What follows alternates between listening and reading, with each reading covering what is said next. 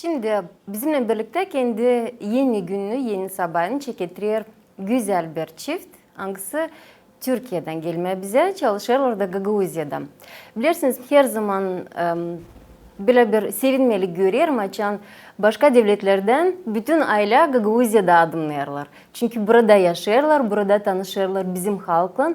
Bundan da daha önemlisini bizim gençleri öğretiyorlar dillere, öğretiyorlar kültüreye. Hangisi bizim halkla çok yakın hem de var ne söylemeye bir soydan bir daldan gidiyoruz. Bizimle birlikte bu sabah Deniz Gümüş öğreteceğim. Bugünkü günde Deniz Hanım götürüyor öğretmenlik uğrunu Komrat Devlet Üniversitesi'nde. Kendisi de Türkiye Cumhuriyeti'ni Aksaray Üniversitesi'nden temsil ediyor. Sabahınız hayırlı olsun. Teşekkür ederim. Hoş Sizin de geldiniz. hayırlı olsun. Hoş bulduk. Sağ olun. Hem de Yeşil Kudret Safa Gümüş, doktor, öğretici, gene bizim Komrat Devlet Üniversitesi'nde Türkiye Cumhuriyeti Milli Eğitim Bakanlığı'nın öğretim üyesi. Sabahınız hayırlı olsun. Hayır olsun. Sağ olasınız, hani katıldınız programımıza, kaygılarınızı verdiniz. Önce bizde daha bir çift oldu gene Türkiye'den. Bilirsiniz Alim, Kürşat bu Hoca. insanlar, evet, doğru. Kürşat Hoca ve eşi katıldılar. Bu insanlar hangileri gelirler başka devletten de başka devlete götürüyorlar kendi zanaatını. Bu insanlar yüreğinden o kadar severler kendi zanaatını. Çünkü onunla istiyorlar paylaşma başkalarla. Gençlerle işlerken her zaman da gençsiniz. Öyle? Çünkü halisden de gençsiniz. Evet. Bunun için sağ olsun. Gagavuzya'da studentlerini öğretirsiniz. Nice öyle oldu? Gagavuzya'ya düştünüz. Burada öğreticilik işinde götürürsünüz. Öncelikle ben Türkiye'de Aksaray Üniversitesi'nde öğretim görevlisiyim. Branşım el sanatları, uzmanlık alanımda halı kilim ve keçe. Burada Bilim ve Araştırma Merkezi ile birlikte Gagavuz dokumalarını inceliyorum. Proje kapsamında buraya geldim. Aynı zamanda Yunus Emre Enstitüsü ile birlikte çeşitli kurslar düzenliyoruz. Ve üçüncü bir aşamada Moldova Gagavuzya Komrat Devlet Üniversitesi'nde de sanat dersleri veriyorum. Bütün bu etkinlikleri yapmak için Komrat'ta bulunuyoruz. Zanaat işleri onlar öyle zanaatlar hangileri evvelden her bir halkta köklerinden ta çekilir. Onlar yem pahalısı ama onlar neçinsi her bir halkta yıldan kimse ta derden onları ilerlediler. Neredeyse onlar birazcık batırlar, bir zaman geçtiğinde yine savaşırlar onları diriltmeye. Size bu sevgi nereden el zanaatlarına? El sanatlarıyla küçüklüğümden beri ilgileniyorum aslında. Dolayısıyla ailem yeteneğimi fark edince beni tamamen bu yönde yönlendirdi. Üniversitede Güzel Sanatlar Fakültesi okudum. Yine el sanatları okudum. Ve daha sonra da master'ı da yine el sanatları üstüne yaptım. Daha sonra da Aksaray Üniversitesi'nde öğretim görevlisi olarak göreve başladım. Gerçekten alanımı çok sevdiğim için gittiğim her yerde bulunan el sanatlarını incelemek bana büyük bir keyif veriyor. Bilim ve Araştırma Merkezi de böyle bir imkan sundu bana. Karşılıklı olarak Gagavuzya'nın halılarını, dokumalarını inceliyoruz beraber. Bu aşamada da her zaman Gagavuzlara soydaşımız diyoruz. Ve gerçekten kültürlerinde de soydaşımızın olduğunu kanıtlayan motifler olduğunu görüyoruz. Birebir Türk motifleriyle bağlantılı olan motifler karşımıza çıkıyor. Şu an Bilim ve Araştırma Merkezi ile birlikte yürüttüğümüz projemizde dokumaların üzerindeki motifleri tek tek inceliyoruz. Biraz bundan bahsetmek istiyorum aslında. Hı hı. Önceleri dokuma tamamen birer barınma amacı olarak karşımıza çıkıyor. Çünkü insanlar konar göçer yaşama geçmeden önce çadır hayatında yaşıyorlarmış. Ve dolayısıyla bu aşamada çadırlarını dokumadan yapıyorlarmış. Tabii ki insan kadın erkek fark etmeksizin süsleme ve süslenme ihtiyacı hisseder. Bu ihtiyaçlarının sonucunda da motifler ortaya çıkmış. Ve yerleşik hayata geçtikten sonra da dokumaların üzerindeki motifler karşımıza çıkıyor. Tam olarak bu motifleri inceliyoruz biz. Çünkü her birinin bir anlamı var. Özellikle ataerkil toplumlarda kadınlar isteklerini net bir şekilde dile getiremiyorlar. Sözlü olarak kendilerini tam anlamıyla ifade edemiyorlar. Burada sanat devreye giriyor. Sanatla kendilerini ifade ediyorlar çünkü kadının sessiz çığlığı diyebiliriz aslında. Kendilerini konuşmadan dokudukları motifle ne istediklerini dile getiriyorlar. Örneğin bir genç kız, evlenmek isteyen bir genç kız ailesine bunu söyleyemiyor. Ama dokuduğu halının üstünde sandık motifini dokuyarak ailesine bunu dile getirmiş oluyor. Konuşmadan dile getirmiş oluyor. Yine keçenin üstüne de yaptığı motifle de aynı şekilde bir iletişim aracı olarak görebiliyoruz biz bunları. Şimdi Bilim Araştırma Merkezi ile birlikte bunların hepsini inceliyoruz ve Türkiye'deki dokumalarla Gagavuzya'daki dokumaların ortak yönlerinin neler olduğuna da değiniyoruz. Aslında baktığımızda hemen hemen hiç fark yok. İki kültürde de, iki kültürün dokumalarında da birebir aynı motifleri görebiliyoruz. Şu an projemiz bitme aşamasında. Sonunda kitap olarak basılacak ve çok keyif aldığımız bir çalışma haline geldi. Güzel bir şeyler anlattınız. Evet. Ben de nasıl yeni işittim, meraklı. Siz kaç yıl Gagavuzya'daysınız? Benim ilk yılım Gagavuzya'da. Bu kadar çok geçtirdiniz, bu vakitte mi yapma? Evet, ilk yılım 2022 Eylül ayında buraya geldim.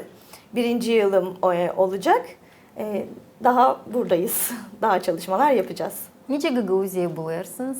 Nasıl burada yaşamak? Bir yılın içinde neler sevdiniz, niye sevmediniz? Benim için çok keyifliydi. Keyifli bir süreç geçiriyorum. Çünkü farklı bir ortama geldim. Tabii ki baştan gelirken tedirginliklerimiz vardı ortam değişikliğinden dolayı. Ancak geldikten sonra etrafı tanıdığımızda insanların bize yaklaşımı bizim buraya daha çabuk alışmamızı sağladı. Dolayısıyla daha çabuk adapte olup daha güzel yaşamayı sağlayabildik. Bilmiyorum daha doğru olacak. Kudret Bey sizden vermeye söz. Sonra Sergi'ye bakacağız. Çünkü anlattığınız diğerinden. Siz de yürüticilik işi götürüyorsunuz ama Gagavuzya'da da zide vakit bulunuyorsunuz. Kaç zaman? Öncelikle zaman hayır olsun. Hayır olsun. Sabah hayır olsun. Bütün Moldova Gagavuzya'yı hürmetle selamlıyorum. Sağ olun. Ben 14 Eylül 2021 tarihinden beri burada görev yapıyorum. Türkiye Cumhuriyeti Kişiler Büyükelçiliği Eğitim Müşavirliği nezdinde Komrat Devlet Üniversitesi Türk Dili ve Edebiyatı bölümünde görevliyim. İkinci yılımı tamamlamış olacağım Eylül ayında. Bir hem de 2 yıl. Siz o bir yıl neredeydiniz? Açın işiniz buradaydı. Yanında mı buldunuz? Bir oğlumuz var 8 yaşında. Geçen yıl 1. sınıfa başlamıştı. O yüzden geçen yıl biz oğlumla beraber Türkiye'deydik. Türkiye'de okuma yazmayı öğrenmesi açısından burada bulunamadık. O okuma yazmayı öğrendikten sonra buraya beraber geldik ve burada da tekrar okula gidiyor. O yüzden biz oğlumla beraber Türkiye'de durmak zorunda kalmıştık geçen yıl. İki kavuşmuşsunuz. Bir yıl az çok dil pek az ama Evet. çok da Evet. çok Tabii da var zor oldu. meseleler. İlk yıl zor oldu. Benim için de çok zor oldu. İkinci yıl Yeni yer, yeni üniversite, kesinlikle, her şey başka. kesinlikle, Türkiye'den aynen bakacağız. öyle. Daha önce de ben 2018 yılında Kiev'de görev yaptım. Kiev Yunus Emre Enstitüsü'nde. O zaman da ayrı kalmıştık bir yıl. Tabii çok zor olmuştu. Bir sonraki görevim Moldova olunca tabii ilk yıl oğlumuzun eğitim durumundan dolayı ailemi yanıma alamadım ama ikinci yıl çok şükür onları yanıma alabildim. Şükür almışsınız çünkü açan ayrık işler birbirinden zor gelir Kesinlikle, birine. çok Çocuk da zor. Kesinlikle. gene ayrılmak bir anasından babasından bu da pek zor gelir. Bunu pek seviyorum. Yani Türkiye açan yollandırır üreticileri çift yollar. Bu güzel bir şey. Siz Kudret Bey nasıl buldunuz Gagauzya'yı? Gençlerin Gagauzya'dan zor mu çalıştırmaya götürmeye? Çünkü artık öğretmenini götürdünüz. Türkiye'de de öyle bir uydurmak yaptığını. Şimdi Svetlana Hanım şöyle, öncelikle şunu ifade edeyim. Gençlerimiz çok zeki. onu ifade edeyim. Her biri 3-4 ayrı dil biliyorlar. Gagavuz Türkçesini genellikle biliyorlar. Ama maalesef unutulmaya yüz tutmuş durumda. Bunun yanında Rusça bilen öğrencilerimiz var, İngilizce bilen öğrencilerimiz var, Romence bilen yine öğrencilerimiz var. Biz işin Türkçe eğitimi boyutundayız ve Türk Dili Edebiyatı bölümü olarak öncelikle öğrencileri bir yıl Türkçe eğitimine tabi tutuyoruz. Belli bir seviyeye geldikten sonra onları bölümde, Türk Dili Edebiyatı bölümünde lisans eğitimine başlatıyoruz. Biz geçmişi dille biliriz. Geçmişi bugüne ve bugünü de geleceğe ancak dille aktarabiliriz. Onun için dile sahip çıkmak gerektiğini, bu önemli noktayı tekrar ben paylaşmak istiyorum. Ve tabii biz öğrencilerimize her zaman şunu da ifade ediyoruz. Moldova Gagavuzya'da yaşıyoruz ve bu devletin resmi dili Romencedir.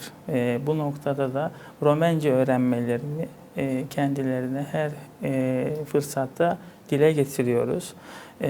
Romence öğrenmeleri noktasında da çalışmalara destek oluyoruz. Bir diğer nokta, bu yıl Komrat Devlet Üniversitesi Türk Dili ve Edebiyatı bölümü ilk mezunlarını verecek. Bölüm ilk kez 2018 yılında kuruluyor. 2019 yılında ilk öğrencilerini alıyor. Ve bir yıl hazırlık, 3 yılda lisans eğitimi olmak üzere toplamda 4 yılı öğrenciler bu yıl tamamlıyorlar ve ilk mezunlarını Haziran ayı içerisinde bölümümüz vermiş olacak. Ve tabii ki öğrencilerimizin istihdamı, çalışma noktasında da biz onlara destek oluyoruz. Ne yapabilirler? Öğrencilerimiz, malum Yunus Emre Enstitümüz var. Orada yerelden okutman istihdamı, üretici, yani Gagavuzca tabirle olabilirler. Yine TİKA gibi kurumlarda görev alabilirler. Yani aslında biz şunu yapıyoruz. Yani Türkiye ile Moldova arasındaki yani eğitim diplomasisi vardır. O eğitim diplomasisine de katkı sağlamaya çalışıyoruz. Çünkü o bağı kurmak çok önemli. Ve biz açıkçası işin eğitim boyutundayız ve eğitim diplomasisi kanalıyla öğrenci yetiştirmek istiyoruz. İki ülke adına da bu şekilde fayda sağlamayı her zaman önem veriyoruz. Bu konuda da çalışmalarımız devam ediyor. Bugünkü günde kaç student var? Şu an 21 öğrencimiz var. Bu yıl başarı derler. Bu yıl mezun olacak 14 öğrencimiz var. Toplamda 14 öğrencimiz bu yıl mezun olacak. Onlar 3. sınıfta şu an. 2. sınıfta 7 öğrencimiz var.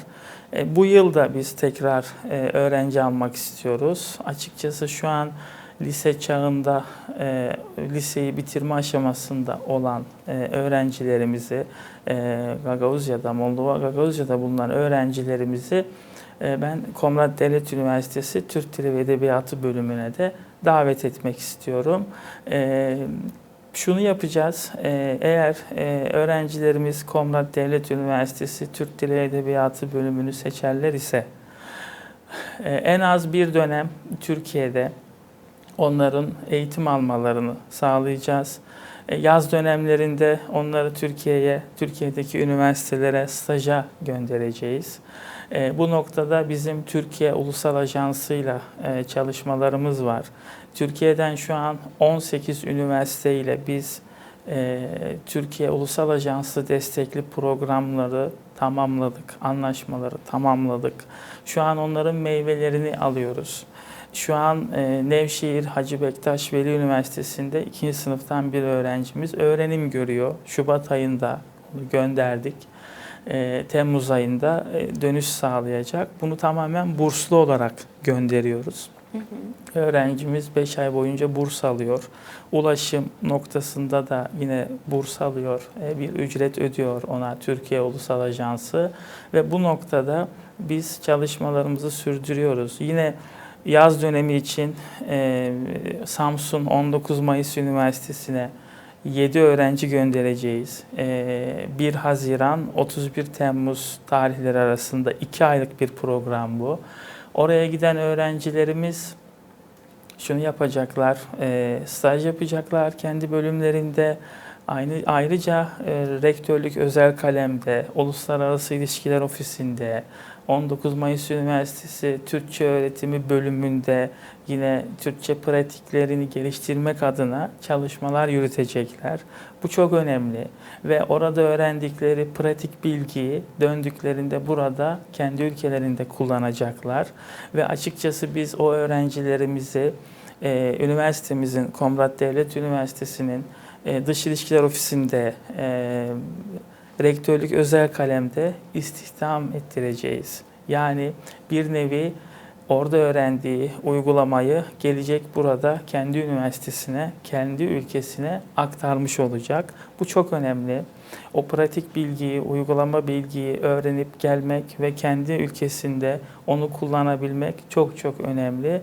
Bu noktada da çalışmalarımız devam ediyor. Yine önümüzdeki Eylül ayında 5 ay yine 2024 Şubat ayına kadar Kırşehir Ahi Evren Üniversitesi'ne 5 öğrenci göndereceğiz. Onun da çalışmalarını şu an yapıyoruz, tamamladık neredeyse. Şunu yapıyoruz, öğrencileri sınav yaparak Türkiye'ye gönderiyoruz. Onlardan şunu bekliyoruz, İngilizce bilmelerinin yanında Türkiye Türkçesi biliyor mu, Gagavuz Türkçesi biliyor mu? Bu noktada da onları ölçüyoruz. Aynı zamanda biz onların Türkçe öğrenmelerine de katkı sağlamış oluyoruz bu yönüyle. Türkçenin ben burada açıkçası Gagavuz Türkçesinin unutulmaya yüz tuttuğunu görüyorum. Oğlum 2. sınıfta okuluna gittiğimde sınıfında Gagavuz Türkçesinin konuşulmadığını görüyorum. Bu önemli. Yani eğer biz dili kaybedersek her şeyimizi kaybederiz. Onun için ben dil noktasına bir kez daha dikkat çekmek istiyorum. Bu ülkenin dilinin Romence olduğunu ve Romence olduğu için Romence öğrenme noktasında da gençlerimize teşvik ediyoruz her noktada. Bu noktaya da tekrar dikkat çekmek istiyorum. Şunu da ifade etmek istiyorum. Komrat Devlet Üniversitesi'nin Türkiye'deki üniversitelerle olan işbirliği, Komrat Başkonsolosluğumuz ve Kişine Büyükelçiliğimizin koordinesiyle yapılmaktadır. Yani biz burada Türkiye'deki üniversitelerle bağı misyon olarak kuruyoruz ve bu noktada da gerekli çalışmaları, planlamalarımızı hepsini yapıyoruz. Şu an bu kadar.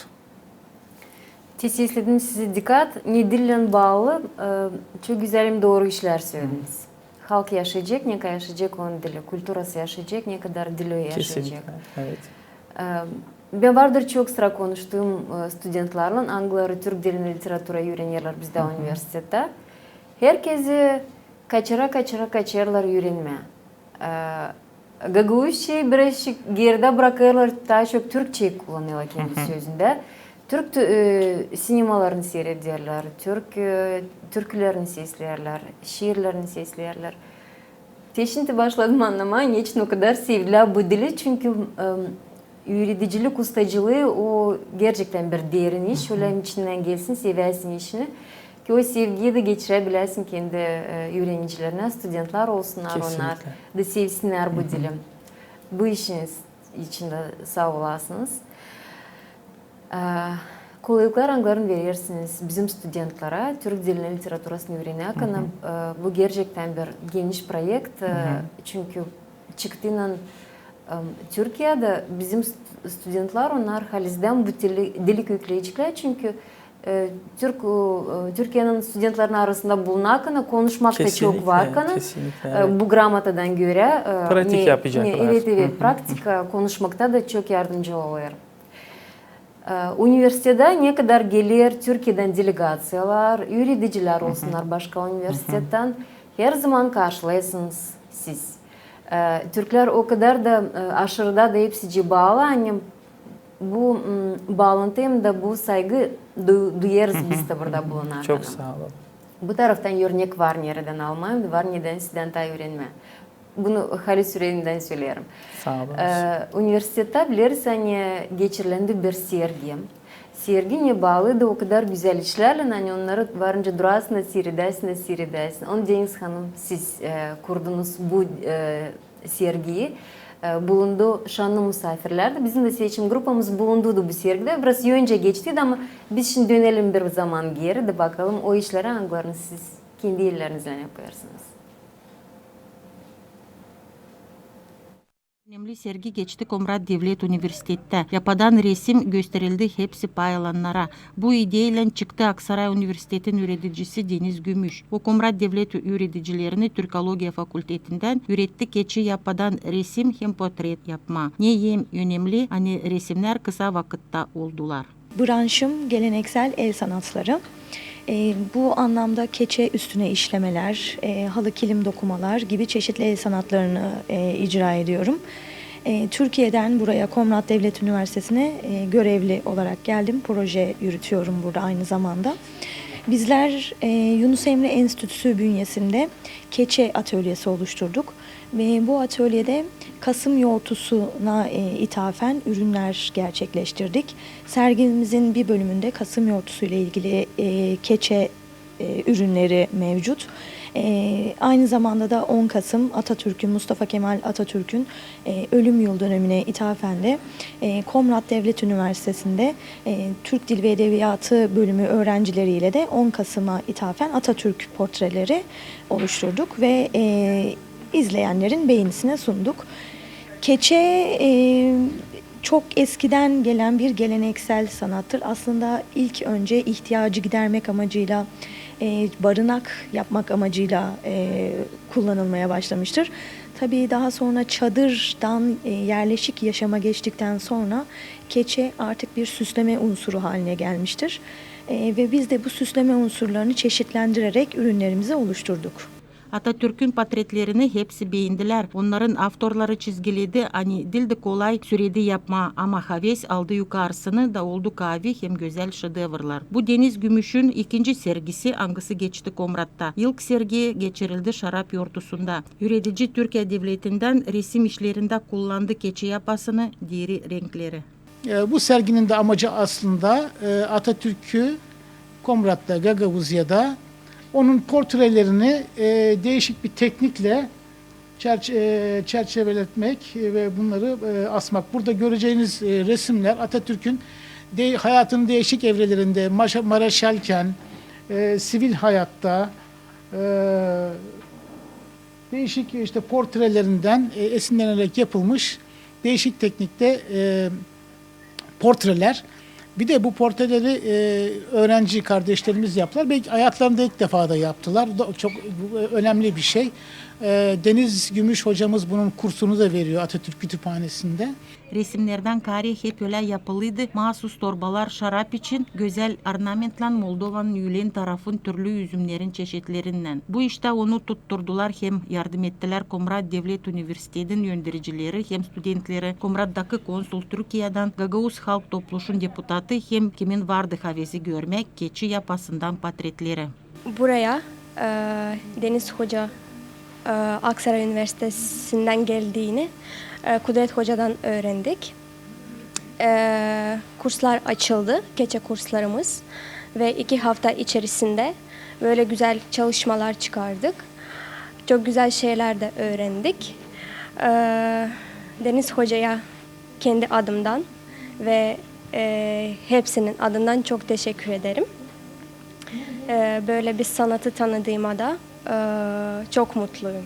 Üreticinin Türkiye'den hem studentlerin Komrat Devlet Üniversitesi'nden işleri notalandılar. En önemli o hani Deniz Gümüş verdi kendi beceriklerini studentlere Gagavuzya'dan. O ise bir örnek Türkiye'nin üreticisinden.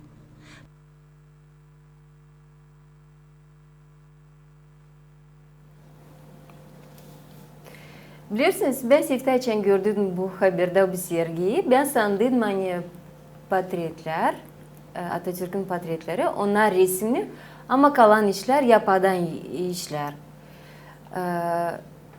Şimdi ben anlıyorum hani portretler de yapılı keçi yapağından. Evet. O kadar inceli iş lazım olsun hem de o kadar ustacılık lazım olsun elinizde. Hani onları yapma. Bir işler nerede çiçek, yanında torbalar, onlar inanırım hani studentlar yardımcı olurlar. Belki de onlar yaptılar. Ama portretleri yapma, bunu allem sadece sizin işiniz. Öyle mi Deniz Hanım? Portretleri yapmak. Katalolar hepsi. Hem portreler hem diğer şarap yoğurtusuna özel yaptığımız işlerin hepsi öğrenci işleri. Ben burada Komrat Devlet Üniversitesi'nde girdiğim derslerden biri de keçe dersi. Aslında öğrenciler ilk başladıklarında keçeyi nasıl yapacağız diye tedirgin oldular. Ben onlara bu işin kolay yolunu göstereceğimi söyledim ve gerçekten kısa sürede portrelerimizi çıkarttılar. Her biri öğrenci işi portrelerinde. Kendileri de çok zevk aldılar. Daha sonra ders bittikten sonra tekrar kendilerine özel yapmak için benden talepte bulunan öğrencilerimiz oluyor. Diğer şarap yoğurtusuna yaptığımız ürünleri de Yunus Emre Enstitüsü'nde atölye açıldı. Keçe atölyesi açtık. Oraya öğrencilerin ve dışarıdan misafirlerin katılımıyla gerçekleştirdiğimiz ürünler oldu. Keçenin ıslak keçe ve kuru keçe diye iki çeşidi var. Islak keçe adından da anladığımız gibi sabun ve suyla yapılarak keçeye şekil veriyoruz. Kuru keçede ise iğne kullanıyoruz ama keçeyi yaparken kullandığımız iğne de yine keçe iğnesi oluyor. Tek tek işleyerek ürünlerimizi çıkartıyoruz. Ben de çok keyif aldım öğrencilerle ve diğer katılımcılarla bu işi yaparken. Baştan benim de tedirginliğim olmuştu. Çünkü bir sanat altyapısı olmayınca ürünler yetişir mi? Çünkü bir sergi planımız vardı sonunda. Ürünler yetişir mi? İzleyicilere güzel ürünler çıkartır mıyız diye bir tedirginlik yaşamıştım. Ancak bu tedirginliğim ilk bir saat içerisinde geçti. Çünkü katılımcıların gayet elinin yatkın olduğunu fark ettim. Ve güzel ürünler çıkmaya başladıkça da ben de gerçekten çok sevindim. Söylediğiniz yılın ama benimcesine pek yılın da değil iş. Bu zor bir iş. İncelik hem de ona çok zahmet, çok dikkatlik lazım. Halis portretler yapmakana. Size var mı söylemeyin, siz Gagauzka'ysınız çünkü uşaklarımıza öğretirsiniz. Yoğurtlarımıza katılıyorsunuz. Evet. Bu işler burada yaratılıyor. Bu sergiden gördük bu portretler hem de hepsi o sergi işleri onlar burada Gagauzya'da mı yapıldılar? Ve hepsi burada Gagauzya'da yapıldı. Ben Türkiye'den gelirken buranın konumunu henüz bilmediğim için malzeme açısından sıkıntı yaşar mıyız diye düşündüğüm için Türkiye'den malzemeleri yanımda getirdim. Bunların keçe hayvanın yününden elde ediliyor. Hayvanın yünü temizlendikten sonra eğer renk isteniyorsa doğal boyayla ya da kimyasal boyayla boyanarak istediğimiz rengi elde edebiliyoruz. Bunların hepsini Türkiye'den getirdim. Tabii bunun için fırçası gerekiyor. Keçe fırçası, keçe iğnesi gibi çeşitli malzemelere ihtiyaç duyuluyor. Yanımda getirdikten sonra burada sadece çok tesadüf ki keçe iğnesi buldum. Her ne kadar Gagauzya'da keçe yapılmasa da bir malzemeyi bulmuş olmak aslında beni şaşırttı. Biraz araştırdığımda yine aynı şekilde keçeden bebekler yapıldığını gördüm. Tabii ki teknik olarak farklı ama yine keçe iğnesi ve keçeyle burada da bebekler yapılıyor. Niçin bu hayvanın malını kullanıyorsunuz? Yapayını. Çünkü doğal bir malzeme. Az önce de söylediğim gibi barınak, insanoğlu barınak yapmak için keçeyi kullanmışlar. Hayvanın yünü sıkıştırıldığında oluşan malzeme aslında keçe malzemesi ve bundan kendilerine çadır yapmışlar. Daha sonra yerleşik yaşama geçildikten sonra aslında böyle bir süsleme unsuru haline gelmiş keçe. Keçeden istediğimiz her şekli elde edebiliyoruz. Yaratıcının, üreticinin gücüne, üretim gücüne kalmış, sanat bakışına kalmakla birlikte çeşitli şekiller üretebiliyoruz ve şekil vermesi belli zamandan sonra kolay bir malzeme. Sağ olasınız. Batim merak ediyorum. Böyle el sanatlarının Türkiye'de kadın tarafı sanatlanır mı? Evet, Türkiye'de de gerek akademik camiada gerekse diğer alanlarda kadınlar el sanatlarıyla ilgileniyor. Nasıl? Üniversitelerde Güzel Sanatlar Fakülteleri, El Sanatları bölümünde birçok akademisyen hocalarımız, kadın hocalarımız mevcut. Çeşitli araştırmalar yaparak ve çeşitli uygulamalar yaparak ortaya koyuyorlar. Bunun dışında akademik camiada olmayıp halk eğitim merkezleri kadınlara yönelik birçok el sanatı atölyesi açıyor. Halı kilim, keçe, ebru, aklımıza gelebilecek bir sürü el sanatını kadınların yapmasını sağlıyor. Ve dolayısıyla kadınlar aslında sanat insana bir terapidir. Hem bir ürün ortaya koymuş oluyor kadınlar hem de terapi yapmış oluyorlar. Ama hep o kadar daha çok Türkiye'de kadınlar bizneslerine için ulaşıyor diye öyle düşünüyorum. Gagavuzya'da çünkü bütün dünyada da kadınlar bugünkü günde Evet. her uğra politika, ekonomika, medisina olsun, spor, kültüra tarafına başladılar ta gençten kendilerini geliştirmeye, burada da kendilerini göstermeye. Kudret Bey, siz götürürsünüz Türk dilinin üretmesini tam Evet. bibliotekada, hangisi Komrat'ta çalışır Evet. orada. Dışarıdan diyeceğiz yaşayanlarımız, orada ben bileyim aynı boydan, türlü boylardan insanlar geliyorlar öğrenmeye. Var mı istedikleri bizim insanların öğrenmeye Türk dilini? Şöyle, şu an ben Komrat Yunus Emre Enstitüsü'nde A1 seviyesinde Türkçe kurslarını yürütüyorum. Şu an Gagavuz soydaşlarımızdan gelen öğrencilerimiz olmakla birlikte Bulgar, Moldovan öğrencilerimiz de geliyorlar. Örneğin Hınçeşti'den gelen öğrencimiz de var. Türkçe'ye çok büyük bir ilgi var. Ben bunu ilk kez hani 2022 Nisan ayında biz Moldova Milli Eğitim Bakanlığı'nın daveti üzerine Kişinev'de bir Moldova Milli Ajansı'nın daveti üzerine aynı zamanda onların koordinesiyle gerçekleştirilen programa katıldık. Biz orada stand açtık. Komrat Yunus Emre Enstitüsü ve Komrat Devlet Üniversitesi olarak ortak paydada buluşup bir stand açtık.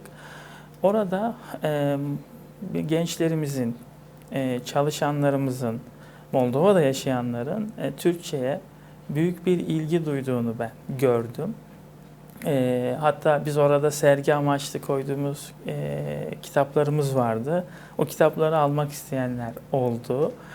Tabii biz onların hepsiyle yine irtibata geçtik sonraki süreçte ve Komrat Yunus Emre Enstitüsü'ne Türkçe kurslarına davet ettik. Online derslere yönlendirdik o kişileri. Türkçe'ye büyük bir ilgi var hasılı. Moldova özelinde çok büyük bir ilgi var. Gerek Gagavuz soydaşlarımızdan olsun, gerek Bulgar öğrencilerimizden olsun, gerek Moldovanlar olsun, bunların hepsinden Türkçe'ye büyük bir ilgi olduğunu gördüm. Türkiye'yi çok seviyorlar. Biliyorsunuz. Affedersiniz, neden böyle büyük merak Türk diline? Çünkü Türkiye'ye gidip orada yaşamak isteyenler olduğunu açıkçası düşünüyorum. Bilhassa Türkiye'de biliyorsunuz turizm amaçlı bulunanlar olabiliyor. Türkiye'nin her bir noktası cennet. Yani ben ülkemle gurur duyuyorum bu yönüyle. Her bir noktası cennet. Herkes Türkiye'ye gitmek, orada yaşamak istiyor. Böyle bir durum var. Onu hissettim. Bizim bölüme gelen öğrencilerimizin bile çoğu aslında hani Türkiye'ye gidip orada çalışmak, orada yerleşmek istiyorlar. Yani böyle bir tablo var. Çünkü Türkiye hem konumu itibariyle, coğrafi yönüyle, kültürüyle çok zengin bir ülke.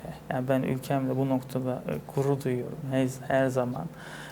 Bir Türkiye Cumhuriyeti vatandaşı olarak da tabii Gagavuz soydaşlarımız bizim için çok önemli her noktada. Bunu Ve biz duyuyoruz. her Sağ olun. zaman biz yanınızdayız. Biz işin eğitim ayağındayız. Türkçe eğitimi, Türkçe öğretimi üzerinde çalışmalar yürütüyoruz. Ama şunu tekrar ifade etmek istiyorum. Moldova özelinde Türkçe'ye çok büyük bir ilgi olduğunu oradaki toplantıda da ben gördüm. Çalışmalar devam edecek. 1-0'dan her zaman büyüktür. Yani biz her gün, her ay, her yıl belli noktalara geleceğiz. Bunun üzerine planlamalarımızı hep yaptık, yapıyoruz. Gerek Komrat Başkonsolosluğumuz, gerek Çin'e Büyükelçiliğimiz olsun. Onların koordinesiyle hep daha ileriye gideceğiz. Temennim bu her daim. Allah versin.